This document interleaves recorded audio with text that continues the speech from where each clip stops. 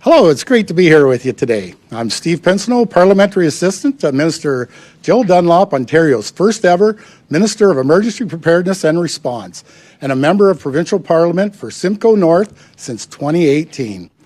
I also proudly represent Lambton-Kent Middlesex as member of Provincial Parliament. Emergency management is a priority for this government. It's part of our commitment to protect Ontario. Our government is laser focused on keeping Ontarians safe by strengthening emergency preparedness and response right across the province. It's a great goal to have something that I take personally. For more than 33 years, I serve as a volunteer firefighter.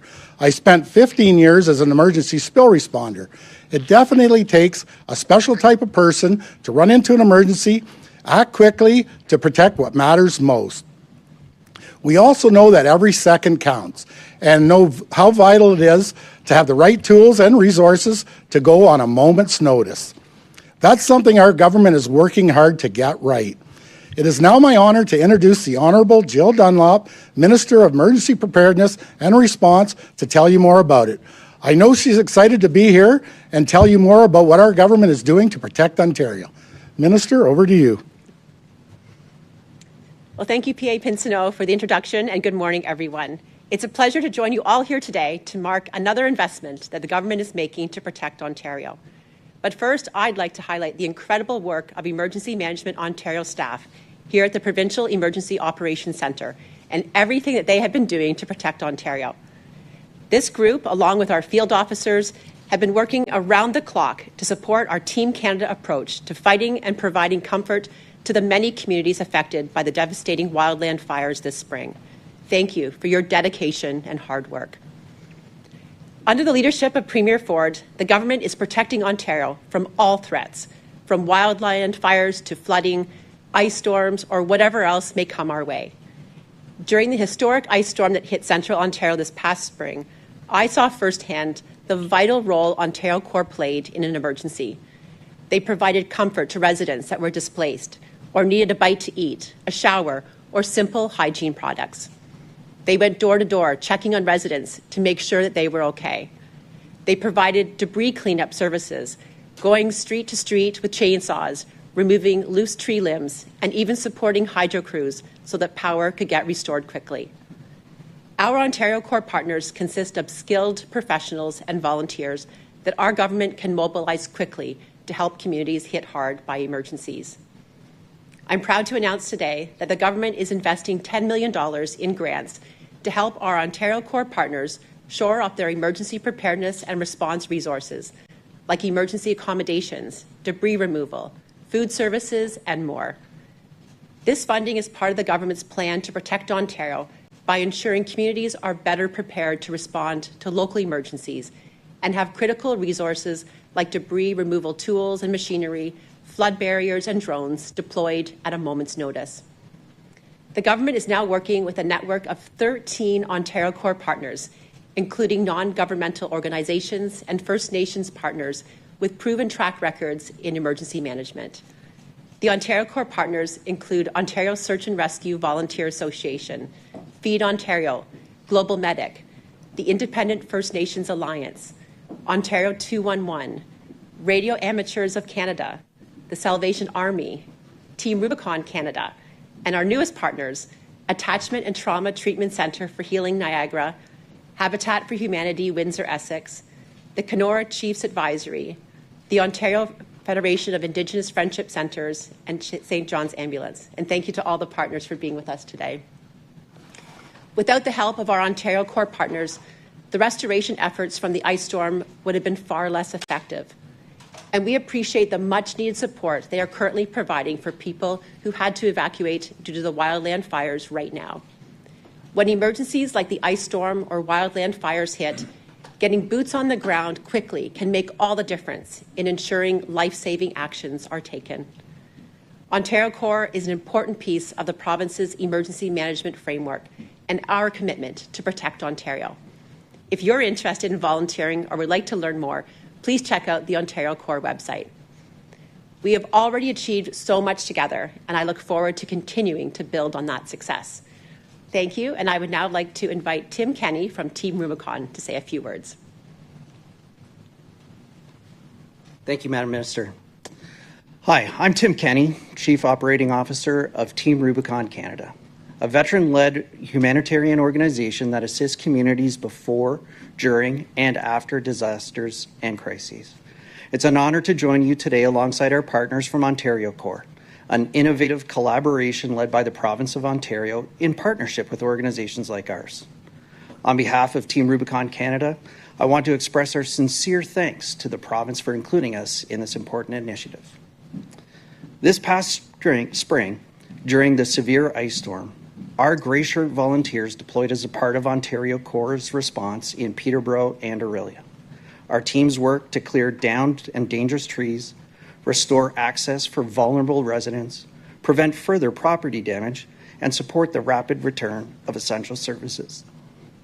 Team Rubicon Canada draws on the unique skills and experience of military veterans, first responders, and trained civilians, individuals united by a shared commitment to serve. Alongside Ontario Corps, we are working together to build a more prepared, practiced, and resilient Ontario. We strongly believe in Ontario Corps' whole-of-society approach. The challenges communities face in times of crisis are too great for any single organization to manage alone. But by working together, we can ensure no one is left behind. Thank you again to the Province of Ontario for your leadership, your partnership, your continued trust in our work. It is now my pleasure to introduce my friend and colleague, Dan Miller, from the Salvation Army.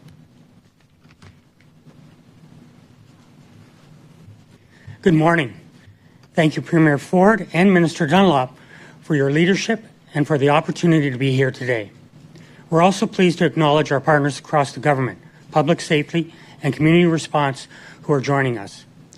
The Salvation Army has been serving Canadians in times of crisis for over a century, beginning with our response to the Halifax explosion in 1917. Our people were among the first to respond and among the last to leave, and the legacy of compassionate, community-based care continues today. We are proud to be part of the Ontario Corps Initiative, which will strengthen coordination and improve how we respond to emergencies across the province. This partnership is a meaningful step forward, and we are especially grateful for the Minister for supporting the expansion of our fleet and for recognizing the value of community-based responses.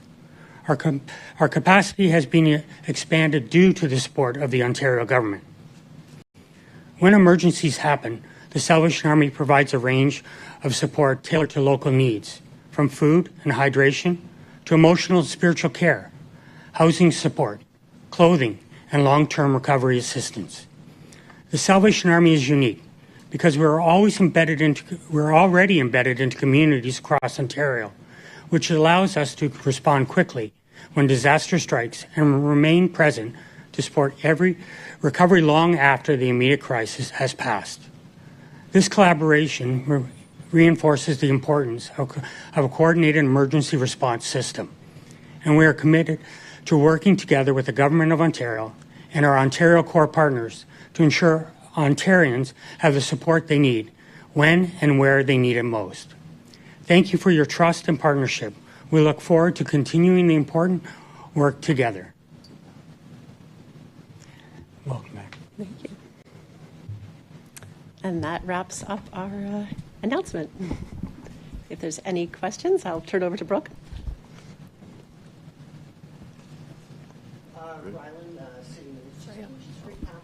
Today's announcement. Well, today we were announcing $10 million for our Ontario Corps partners. As you can see, we have many of our partners joining us here today. We have 13 Ontario Corps partners, and I just want to thank them for the incredible work that they are doing. They were there for my community during the ice storm as a brand new minister when it hit the Orillia area. So I got to see firsthand many of our partners in action.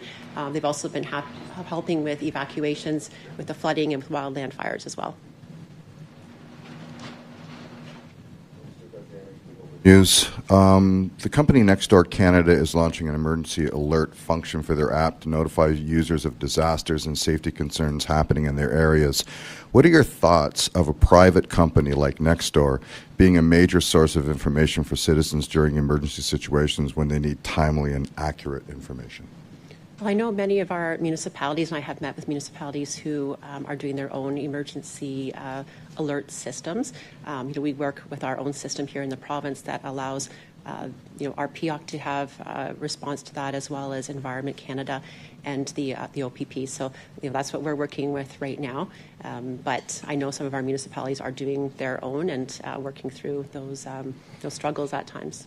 Just a quick follow-up. So my question was more towards your thoughts on a private company having that sort of information and access. What are your thoughts on that? Not that it's a municipality or government, but a private company. Well, I mean, my priority is ensuring that if there is an emergency, that information is getting to residents as quickly as possible. And when an emergency arrives, as we saw in Mattawa recently with the winds and the flooding, we want to ensure that accurate information is getting to those residents.